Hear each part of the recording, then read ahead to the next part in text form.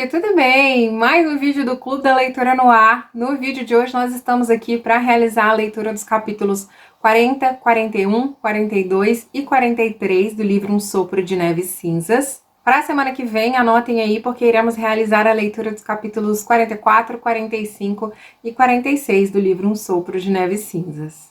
Temos uma leitura bastante diferente para a semana de hoje, eu espero muito que vocês gostem.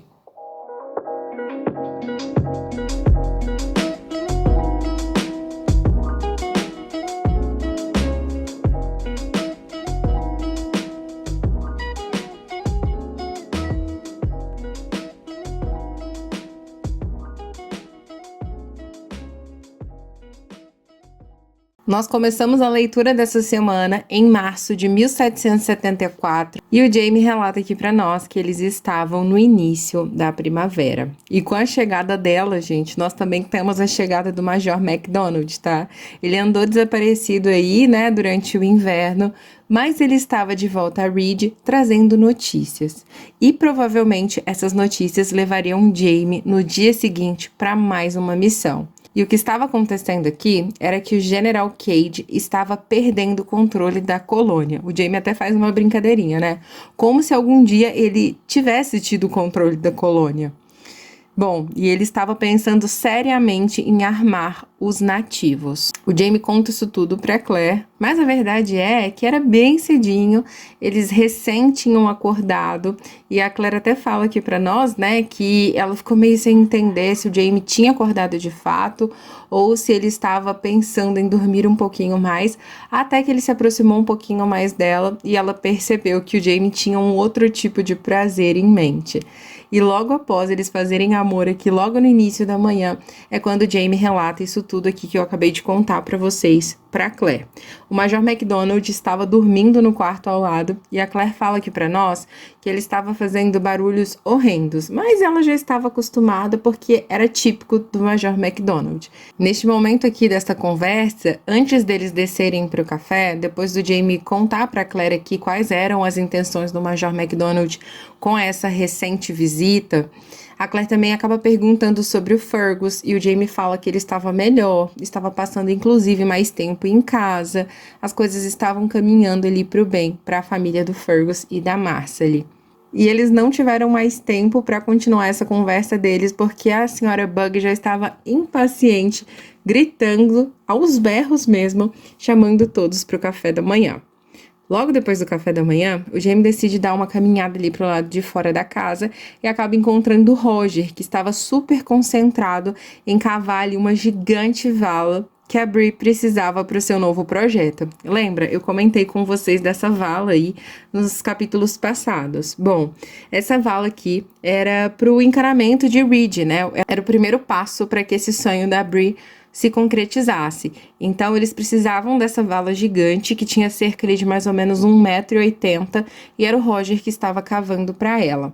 E ela havia feito até uma nova invenção, gente, para vocês terem uma noção, para que esse processo fosse mais fácil. Porque o que eles tinham ali de pá no século XVIII não era algo muito preciso, e com esse tipo de ferramenta, esse processo de cavar esta vala, demoraria muito, mas muito tempo. Então, a Bree, com um dos moradores ali de Reed, na verdade foi ela que teve a ideia e esse morador apenas executou essa ideia da Bree e inclusive ele achou até um pouco ousada e o Jamie estava ali admirando agora a nova ferramenta de trabalho que eles tinham, uma pá totalmente inspirada nas pás do século XX. E aí, o Jamie, que queria experimentar o brinquedinho novo, né, inclusive pede pro Roger para que ele pudesse ali experimentar este brinquedinho novo e ajuda o genro a cavar este buraco. Quando o Roger estava cavando o buraco, quem estava ajudando ele era o pequeno Jamie e o German. Os dois ficavam do lado de fora, recolhendo os baldes de terra e descartando em outro local. Só que eles desapareceram e quem acabou assumindo essa posição, agora que o Jamie havia assumido a posição do Roger, né, de cavar o buraco, agora o Roger acabou assumindo ali a posição dos pequenos e sogro e genro estavam trabalhando em conjunto para esse sonho da Bree ser realizado. O Jamie aproveita esse momento e pergunta para o Roger sobre a possibilidade deles futuramente tentarem voltar para o futuro. O Roger fica meio sem entender o porquê, ele fala até que essa pergunta pegou ele de surpresa, ele não imaginava que o Jamie tocaria nesse assunto com ele, e ele fica se perguntando do porquê, até que o Jamie resolve contar. Acontece que a situação de Reed não era boa, as coisas não estavam fáceis. Ele precisaria pagar o dote da Lizzie muito em breve, porque ele assumiu essa responsabilidade. Ele precisaria arcar com mais armas. Tinha a questão do barracão de maltagem, do uísque, então o Jamie precisava muito desse dinheiro. E essas pedras, né, preciosas estavam ali sob o poder do Jamie. Era quase que um dinheiro parado. Era quase não, era um dinheiro parado, né? E o Roger, analisando toda essa situação, obviamente ele fala aqui pra nós, né, que ele sentiu ali uma pontada no estômago, porque uma coisa é... Nós não temos essa intenção de viajar no tempo, mas nós temos as pedras, caso isso seja uma possibilidade. Mas a partir do momento que o Jamie abrisse mão dessas pedras, eles não mais teriam essa possibilidade de viajar no tempo, mesmo que eles quisessem. Mas a verdade é que eles não planejavam viajar no tempo, não planejavam voltar para a época deles, então para que ficar segurando essas pedras, né? Já que o Jamie precisava muito desse dinheiro. Então o Roger assegura para o sogro que não é uma possibilidade para eles essa viagem no tempo, essa volta para o futuro, e libera o Jamie para vender essas pedras. A ideia do Jamie era encaminhar uma ou duas pedras para o Lord John para que ele pudesse fazer a negociação, já que ele acreditava que o Lord John conseguiria um preço muito melhor do que ele próprio na venda dessas pedras preciosas. E eles estão ali, gente, no meio dessa conversa super séria, né?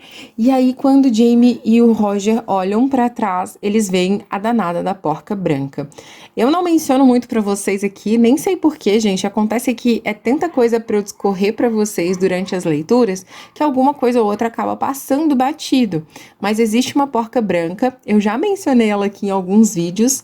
Não mencionei todas as passagens dela em todos os capítulos, mas já mencionei a porca branca. Provavelmente vocês vão se recordar dela. Essa porca branca, gente, ela estava imensa e ela era super feroz. Ela tinha cerca de mais ou menos 230 quilos, o Jamie conta pra nós. E quando o Jamie e o Roger olham pra trás, tá lá vindo o Major McDonald na direção de Roger e Jamie e a porca branca também. Só que detalhe, a porca branca estava faminta. E aí, gente, ela começa a correr atrás do Major McDonald, que vocês não fazem ideia do tanto que eu ri nesse momento, gente. Provavelmente, se você está acompanhando a leitura juntamente comigo, você também deu bastante risada neste momento, porque o Roger, que nem conseguia gritar, começou a tentar gritar para o Major McDonald prestar atenção na porca branca. Inclusive, a garganta do Roger doía muito. Quando o Major McDonald percebeu que ele estava sendo seguido por uma porca faminta, ele, gente, entra numa corrida desenfreada pela vida, porque a ideia dela era realmente devorar o Major McDonald. Só que, gente, como que eles conseguiriam avisar o Major McDonald que ele estava correndo para o lado errado? Porque ele estava correndo sentido a vala. Quando Roger e Jamie dão por si que ele está correndo em sentido a vala, eles até tentam avisar, mas, gente, foi em vão, porque o Major McDonald caiu em cheio dentro da vala. Gente, eles a princípio, obviamente, ficam preocupados, né? Porque era uma vala relativamente grande e o Major McDonald estava correndo a toda, mas felizmente, ou infelizmente pro Jamie, né, gente? Ele estava bem, não tinha acontecido nada e a porca branca ficou satisfeitíssima comendo apenas o chapéu do Major McDonald. No capítulo seguinte, o Jamie leva o Major McDonald, né, até um certo ponto da estrada e depois ele segue rumo à casa dos sogros da Lizzie. Ele queria conversar com o Robbie, que era o sogro da Lizzie, né, a respeito de algumas armas. Acontece que o Major McDonald deu mais um recado para o Jamie. O Jamie estaria de partida no dia seguinte, né, rumo às terras dos nativos, mas ele também deixou uma missão para o Jamie. O Jamie agora tinha que arrumar ali, gente, ele não sabia de onde ele ia arranjar todo esse dinheiro, cerca de 30 armas, porque o General Cade queria armar os nativos. E aí o Major McDonald coloca essa responsabilidade de arranjar essas 30 armas nas mãos do Jamie. Ele fala aqui que o Jamie seria reembolsado mais tarde, mas o Jamie duvidava muito disso. Então ele vai até o Robbie para ver o que ele pode fazer por ele. Se eu não me engano, ele trabalhava aqui, né, com fabricação de armas, metais e tudo mais. Inclusive, gente, lá na oficina dele, o Jamie até encontra um desenho que assim que ele bate o olho, ele consegue perceber que era um desenho da Brianna, porque era uma arma toda desengonçada, muito diferente, assim, desengonçada entre aspas, né, gente? Porque vindo da Brianna, com certeza era muito eficaz, mas totalmente diferente dos padrões de armas da época. Inclusive o Rob fala, né, que ela é muito ousada e que eles jamais teriam dinheiro para pagar por uma arma daquelas, porque realmente era uma arma muito cara. Ficaria muito caro produzir uma arma dessa. Os mosquetões que o Jamie precisava eram mosquetões simples, né, comuns, e o Rob fica aí com a missão de tentar arranjar o máximo que ele conseguir pro Jamie. O Jamie precisava de 30, mas ele garante conseguir pelo menos uns 10 pro Jamie, então o Jamie ainda precisaria conseguir muitos mais. E enquanto ele estava retornando para Reed, ele acaba encontrando com a Brianna no meio do caminho. Ela estava ali justamente esperando por ele, porque ela precisava conversar com o Jamie. Lembra que lá na série, eu não me lembro exatamente se foi a Brianna ou se foi o Roger quem contou pro Jamie sobre o caminho das lágrimas. Aqui nos livros, quem conta pro Jamie é a própria Brianna, já que o Roger não tinha tanto conhecimento assim sobre a história dos nativos, não era a especialidade dele. A Brianna sabia um pouco mais até do que o Roger deste assunto. Então é ela quem conta pro Jamie aqui sobre o caminho das lágrimas, que aconteceria cerca ali de 60 anos à frente, quando os nativos fossem expulsos das terras deles para Oklahoma. Muitos morreriam nessa passagem. Então ela contou isso aqui pro Jamie, ele fica meio sem entender por que ela tá contando isso pra ele, já que daqui a 60 anos ele pretende estar mortinho, assim como ele mesmo diz, mas ela alerta pra ele, né? Se a mamãe não tivesse te contado tudo que ela te contou sobre Culloden, você não teria conseguido salvar Lallybrook, você não teria conseguido salvar os seus arrendatários. Então era pra isso que ela estava passando essa informação pro Jamie, para que, de alguma forma, se ele assim desejasse, para que ele pudesse alertar o pássaro que voa pela manhã sobre os perigos e sobre essa possibilidade de tentar escapar, né, com vida ou com uma condição melhor de toda essa situação. O Jamie fica muito pensativo depois dessa informação que a Brianna passa para ele, mas ele ainda tem um tempinho para decidir o que irá fazer. Bom, e o Jamie termina logo esse capítulo escrevendo uma carta para o seu grande amigo Lord John, enviando para ele, né, através do Bob Higgins, algumas pedras preciosas para que o amigo pudesse tentar vendê-la por um preço melhor.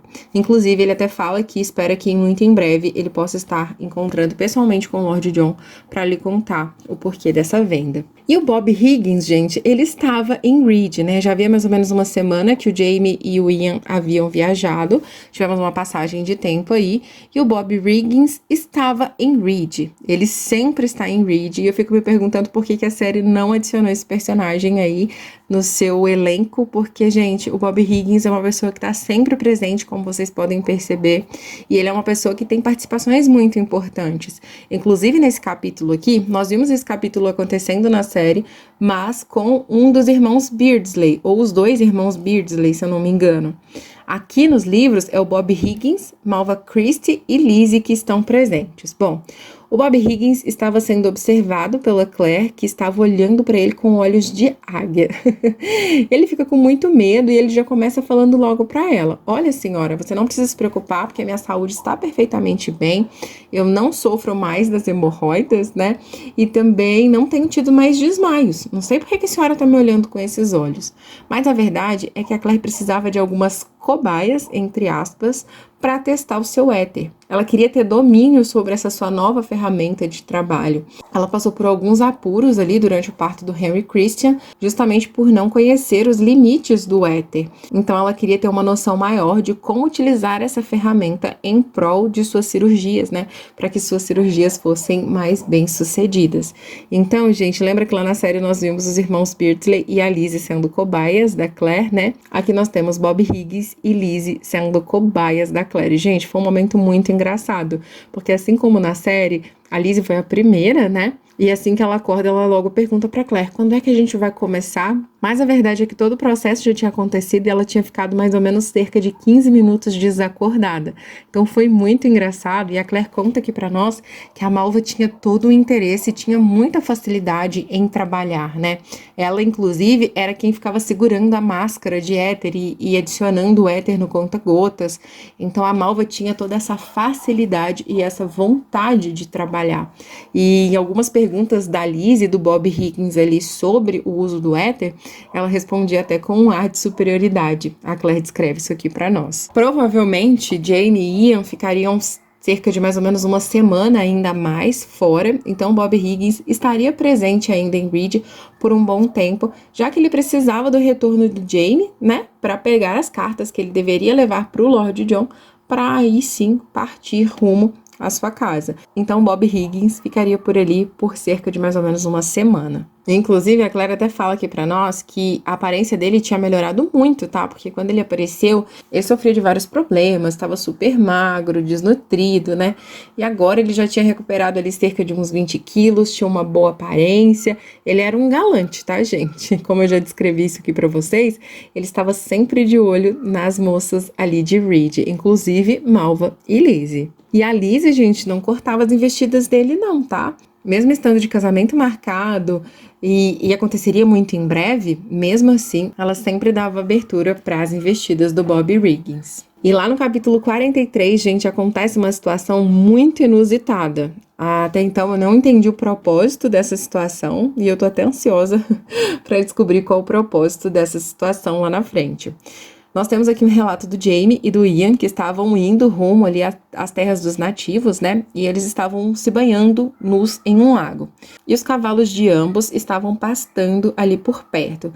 Por alguma razão, não muito óbvia, o Jamie e o Ian, eles não estavam muito próximos. O Ian estava brincando com o Rollo, né? Num certo canto ali do lago, enquanto o Jamie estava se banhando em uma outra posição. E da posição que o Jamie estava, ele começou a perceber ali que eles estavam sendo observados por algo, ou por alguém. E aí o Jamie, né, gente, no impelo, sai correndo, né, obviamente que discretamente, em direção a esse algo ou a esse alguém que está observando os dois. O Jamie acaba se deparando com dois nativos muito jovens, cerca de mais ou menos ali, no máximo, gente, 20 anos de idade. E a ideia desses dois nativos era roubar esses dois cavalos, porque anteriormente a tribo deles foi saqueada por um grupo de Cherokee. Inclusive, eles ficam super assim, né, alarmados quando percebem a presença do Ian, porque nessa altura do campeonato o Ian já percebeu o que estava acontecendo, e eles ficam super alarmados quando percebem a presença do Ian, percebem ali, né, o jeito de se vestir, as tatuagens do Ian, eles logo percebem que o Ian era um outro nativo de uma outra aldeia e ficam super assim, amedrontados com isso. Anteriormente, eles foram saqueados por essa tribo de Cherokees que acabaram levando a esposa de um desses irmãos. Eles eram irmãos e a esposa de um deles foi levada como refém ou como escrava, né, gente? A gente não sabe exatamente nesse ponto aqui da história qual era a finalidade de levar essas pessoas e de levar essa mulher. E eles acabaram também matando uma grande parte da tribo. Então eles queriam resgatar essa mulher para que eles pudessem fugir. Só que o Jamie descreve aqui para nós que eles estavam assim, gente, com uma aparência desnutrida. Eles precisavam mesmo de ajuda e provavelmente não sobreviveriam os três na mata. Então o Ian até pensa nessa possibilidade do próprio Jamie adotar os três, né? Depois que eles tentarem resgatar essa mulher, e o Jamie fica pensando que ele não precisa de mais 3 bocas para alimentar em Reed, já que a situação tá bem complicada por lá. Então o Jamie, ainda não entendi muito bem com qual propósito, decide ajudar esses dois irmãos no resgate dessa mulher. E, inclusive, o que o Jamie pensa em fazer aqui é pagar pelo resgate dessa mulher, né? Se eu não entendi errado, ela está junto com um pássaro que voa pela manhã, justamente na direção que o Jamie está seguindo. Então, o Jamie pretende interceder, né, junto ao pássaro que voa pela manhã por essa mulher. A ideia do Jamie é pagar pelo resgate dessa mulher, mas e depois, né? Para onde eles irão seguir? Eles irão permanecer os três com o pássaro que voa pela manhã? Ou eles irão seguir o próprio rumo? Ou o Jamie vai acabar ficando com eles? Gente, confesso para vocês que eu não entendi. Como eu disse, eu estou muito ansiosa para descobrir o desfecho dessa história, já que na série a gente não tem esse momento, né? E até esse presente momento não fez tanto sentido assim para mim. Mas sigo ansiosa pela leitura dos próximos capítulos. Quero saber o que vocês acharam da leitura dessa semana, se vocês gostaram. Não esquece, tá? Se você chegou até aqui, comenta aqui abaixo #refugiados. Refugiados é o título desse último capítulo que nós lemos nessa semana. Então, se você chegou até aqui, por favor, o seu comentário me ajuda muito no alcance dos meus vídeos. Então, não deixa de comentar, de compartilhar, de deixar o seu like e de se inscrever aqui no canal também, se for sua primeira vez. vez por aqui, tá bom? E é isso, gente. Espero muito que vocês tenham gostado da leitura da semana. Não deixa de comentar aqui abaixo a hashtag dessa semana, tá bom? Conto com vocês. E é isso, gente. Espero muito que vocês tenham gostado. Vejo vocês no próximo vídeo. Um super beijo e até lá. Tchau!